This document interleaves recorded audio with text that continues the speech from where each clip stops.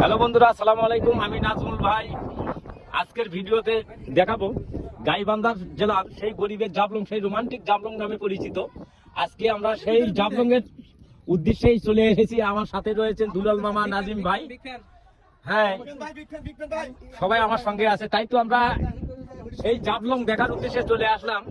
আমরা বের হচ্ছি হরিপুর ব্রিজ যাওয়ার উদ্দেশ্যে। আমরা সেই কারণেই এখানে একটু জাবলং এ আসলাম আমার দেখার জন্য। আবার সেই জাবলংটি দেখে আমার তো কিছুই ভালো লাগলো না। তাই এই জাবলং পানির নিচে বিলীন হয়ে গেছে, আর সেই দৃশ্যটাই আপনাদেরকে দেখাচ্ছি।